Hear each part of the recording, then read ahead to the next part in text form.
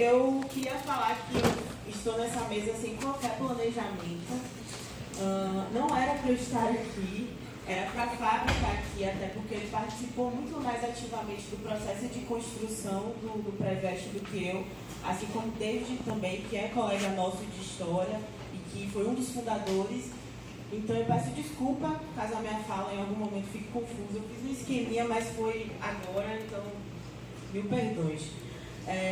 Eu vou começar falando um pouco do porquê eu entrei no Preveste, para depois entrar no funcionamento do Pré, porque ao contrário das meninas e do Swahili, eu não participei da fundação desse Preveste e a minha motivação foi muito egoísta. Então não vou ser hipócrita e falar outra coisa primeiro do que a minha motivação e depois do projeto, porque foi o caminho realmente que eu trilhei. Primeiro entrar e depois conhecer. Eu entrei no Preveste em 2016, 17, bom, não vou lembrar. Você já era professora. Eu já era isso, mas eu já entrei como professora. Enfim, eu entrei no Preveste. Mas eu já era chefe de esquerda, enfim. Eu entrei em 2016 no Preveste por uma motivação pessoal, né? Eu entrei na faculdade em 2016, depois dos 26 anos, com uma filha, casada, desempregada, recém-saída do trabalho. Não estava com a vida caótica, muito pelo contrário, porque o que eu acabei de falar para algumas pessoas é caos, no meu caso não era. Eu estava com a vida estabilizada, bacana, e me sentindo inquieta ali, já no início do curso, do que eu estou fazendo nessa universidade, que não é um lugar meu de pertencimento, não é um lugar hostil. Eu era hostilizada em sala de aula, e eu me sentia, pelo menos, e muitas vezes ainda sinto, aprendendo um bocado de baboseira de gente branca, e às vezes me sentindo vazia dentro desse espaço.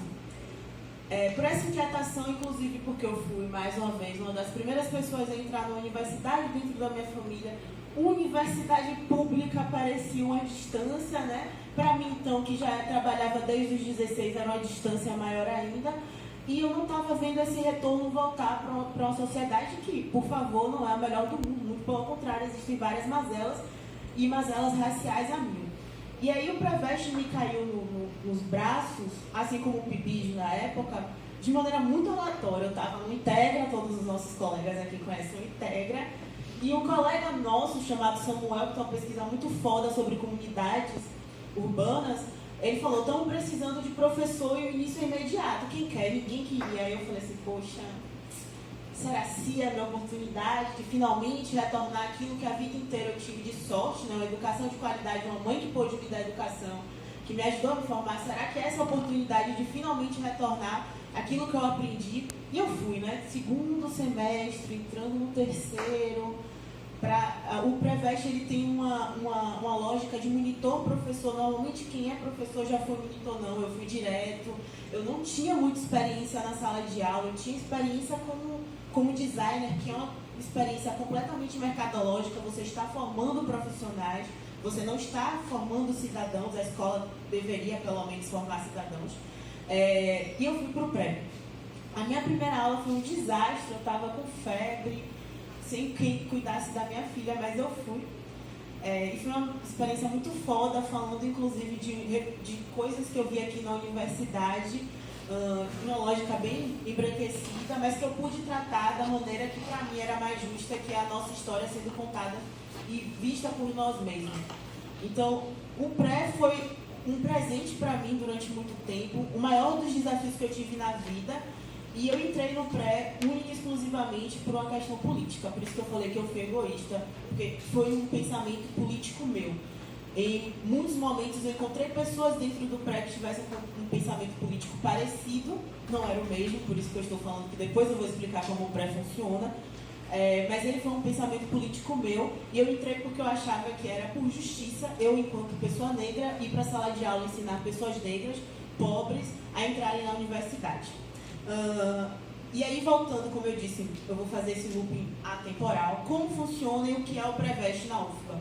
O Preveste na UFBA surgiu em 2015, mais ou menos nesse movimento já de governo Dilma Rousseff, a gente percebendo a ferroada que Temer ia dar já em Dilma ali em 2015, movimentos sociais aflorando aflorando nas ruas, um pedido de impeachment louco para vacinar-se, porque algumas pessoas, assim como eu, achavam que tinham que retornar o seu conhecimento de alguma maneira efetiva, já que a nossa sociedade é extremamente mercadológica, a nossa educação é mercadológica, essas pessoas achavam que precisavam fazer alguma coisa efetiva em relação ao vestibular, né? Tentar ensinar pessoas pobres, tentar dar um lugar a essas pessoas pobres dentro da universidade, que ainda é elitista, mesmo que a gente encontre, vez ou outra, alguém que não é da elite, não é burguês.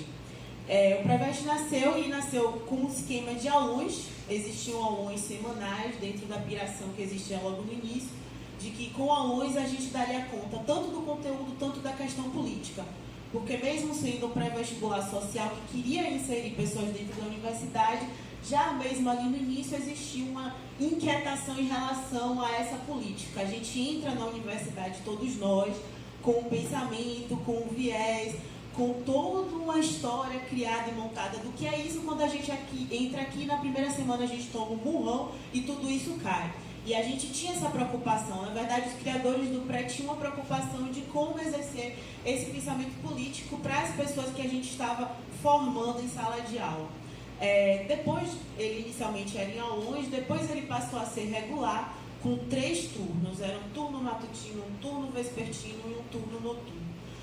Isso só denota, né, a imaturidade completa de você criar um pré-vestibular no segundo ano, achar que vai conseguir ter professor suficiente, aluno suficiente, psicológico suficiente, dinheiro suficiente para dar conta de 3 turnos.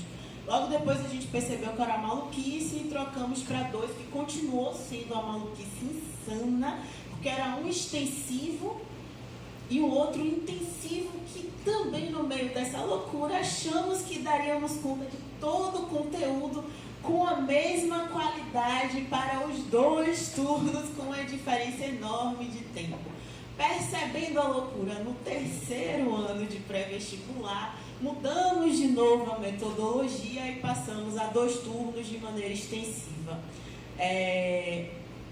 O curso voltado majoritariamente, exclusivamente para os estudantes de escola pública, e a gente tira desses estudantes de escola pública os estudantes do Colégio Militar do Exército e do Colégio do IFBA, né? Hoje antigo Cefet, agora IFBA. A gente tira isso por entender que as oportunidades que esses alunos têm são diferentes do estudante de escola pública. O público desses colégios, eles são diferentes do público de uma escola pública de comunidade periférica. Eu odeio essa designação periférica. São públicos diferentes. Uma pessoa que vem do IFBA, ela tem um arcabouço teórico que muitas vezes uma pessoa que vem da escola pública, não por culpa dela, em nenhum dos 2 casos é culpa dela, tem. Então a gente aceita somente alunos. Eu não estou mais pré-veste, mas eu me sinto pré-veste, então eu vou falar sempre no presente. A gente aceita somente alunos de escola pública em condições socioeconômicas, não de vulnerabilidade, mas que comprovam pelo menos que ele não tem dinheiro para bancar um pré-vestibular. No início, essa seleção era feita através do edital da PROAE. A gente cobrava todos aqueles documentos que a PROAE cobra, aquela lista gigantesca dos alunos que vinham do ensino médio, alguns trabalhadores maduros, mas outros 16, 17 anos. A gente cobrava isso para que houvesse pelo menos uma comprovação de que aquele aluno realmente tinha uma situação financeira que não daria para pagar um curso. Depois a gente percebeu que era outra maluquice e mudou, né? O pré-vestibular agora, ele tem um contorno tanto administrativo quanto pedagógico muito mais palpável, né? Ao longo de 3 anos a gente foi trabalhando com experimentações, algumas coisas davam certo, outras não davam. E eu vou falar muito rápido, porque realmente não estruturei, então estou tentando falar um pouco, explanar. Eu vou partir um pouco agora sobre as minhas experiências pessoais, tanto quanto estudante de história ainda, enquanto mulher negra e como depois pessoa que participava ativamente da estrutura curricular, né? Eu que fazia o planejamento de história geral, depois eu passei a fazer planejamento de história do Brasil. Eu tinha que coordenar os meus colegas, alguns deles, como Bianca, com mais experiência, tanto em sala de aula, mas muitas vezes mais experiência dentro da universidade. Eu tinha que lidar com conflitos, enfim. Primeiro, o Preveste ele foi um grande desafio para mim e para os meus colegas. Bianca está aqui para comprovar, falar isso, por conta dos conteúdos, né? Os alunos, eles eram, inclusive, instigados para a gente, para que eles cobrassem os conteúdos, e a gente tinha um conteúdo de história geral inteiro, história do Brasil inteiro, para dar em 6 meses, 8, com o calendário da UFBA insano. A gente dá aula aqui, então a gente segue o calendário administrativo da universidade, por vezes o calendário também pedagógico, porque se é dia do professor não tem aula, se fecha as portas da universidade porque pipocou alguma coisa na rua, não tem aula, e a gente tem que seguir essa lógica. E existe um atraso muito grande de conteúdo, e particularmente comigo, que além de querer dar o conteúdo normativo cobrado no vestibular, eu queria dar o meu conteúdo político. Então eu tinha que lidar com o atraso do meu conteúdo, que normalmente estava atrasado, com o atraso do meu conteúdo político, que eu não abria mão. Assim, para mim, e depois essa era uma grande briga que eu tinha com os meus colegas, que tinham uma lógica de querer chegar na sala de aula e falar para o aluno que, vamos lá, vocês têm que passar em primeiro, o Preveste em primeiro, pipipi, mercado, passar no vestibular, enquanto a gente sempre discutia entre isso, enquanto outros colegas pensavam na formação cidadã. Afinal, como Suahili tão sabiamente falou, a universidade ela não é o seu ponto final, ela é uma ponte, e para alguns ela não vai ser uma ponte, existem várias pontes, existem vários caminhos. A gente não pode, através da educação, de maneira nenhuma limitar o aluno a uma ponte, a uma possibilidade. Existem diversas, e a gente sempre brigava que o conteúdo não deveria ser, principalmente conteúdos de ciências humanas, ele não deveria ser jamais um conteúdo fechado, pensado somente para o vestibular. Afinal, a gente queria formar cidadãos.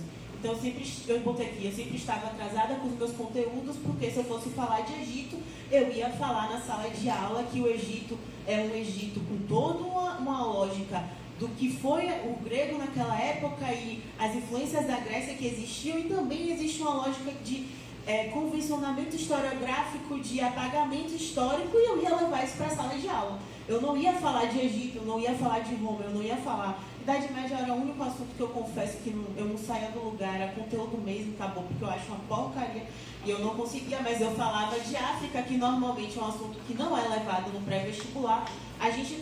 Eu tratava, e os meus colegas também, a gente tratava de assuntos que estavam ligados a muito mais a formação política, racial, que para mim não deveria estar distante da educação, do que só os assuntos. E isso fugiu um pouco da lógica do pré-vestibular tradicional, porque normalmente o pré-vestibular preconiza tão somente o assunto que vai cair no vestibular. Dentro disso, a gente tinha um grande problema que, enquanto professor, e depois eu fui me acostumando com esse problema, porque eu fui ensinando a pessoas negras, pobres, que precisavam estudar e trabalhar em outros locais, que era evasão. E depois eu percebi que essa evasão não era tão somente porque estava formando o corpo discente, mas também porque formava o corpo docente. A gente tinha um grande problema de evasão. A gente começava com 50 alunos e terminava o ano com 5. E existiam momentos que isso era gritante, muito gritante. Existiam problemas estruturais do pré-vestibular que ajudavam muito isso a acontecer, mas existia o fato de que os nossos alunos eram trabalhadores e trabalhadoras, pessoas, alguns deles pais de família, mães de família, que não tinham com quem deixar seus filhos, ou que não podiam faltar ao trabalho, ou precisavam escolher entre ir para a escola ou ir para o pré-vestibular, ou porque o pai e a mãe achavam que eles irem para o pré-vestibular era perder tempo, que eles não deveriam estudar para passar na universidade, afinal eles precisam, antes de estudar, colocar comida na mesa. E muitos alunos que ouviam isso, que não podiam ir, eles se sentiam muito mal, e isso mexia muito com eles. Então existiam momentos que não era só um problema financeiro, mas havia também um problema de autoestima. Os alunos começavam a acreditar que aquele não era o espaço que deveria ser ocupado por eles, afinal eles têm aula aqui na UFBA, e existem ainda pessoas universitárias como nós, pessoas da UFBA, funcionários, que discriminam esses alunos porque sabem que eles não são desse espaço.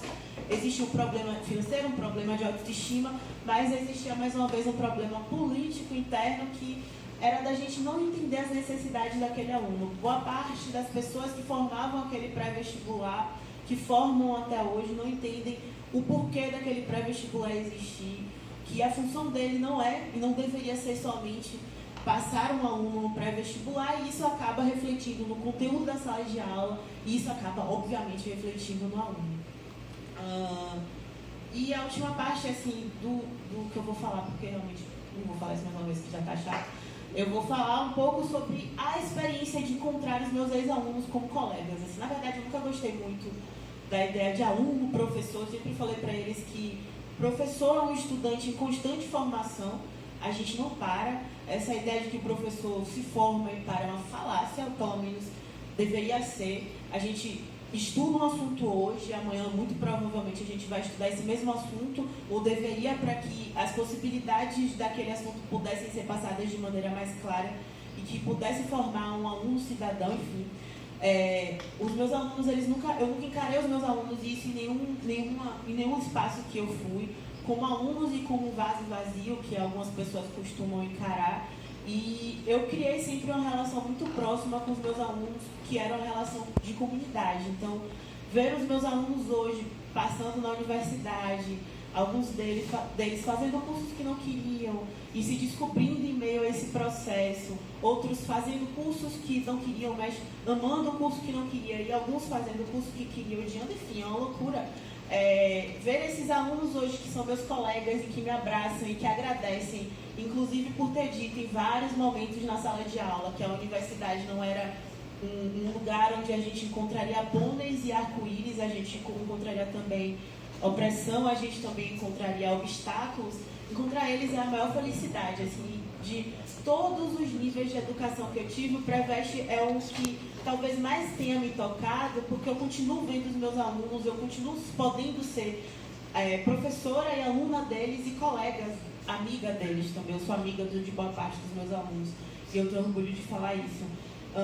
A experiência no pré, como eu falei um pouco mais cedo, ela foi uma experiência que, ao menos para mim, que estava no início da graduação e no início da vida docente, me acrescentou muito mais do que as outras experiências, não porque as outras não foram importantes, mas porque ela trabalha com diversos alunos de diversas idades, diversos conteúdos muito diferentes daquilo que a gente vê na universidade, e particularmente para mim, que nunca tinha sido aluna de pré-vestibular, do que eu tinha visto a vida toda na educação, me possibilitou também entender muito mais de como é a relação professor-aluno, porque o Preveste não me impunha uma relação tão fechada como às vezes o colégio e a universidade impõem ao professor.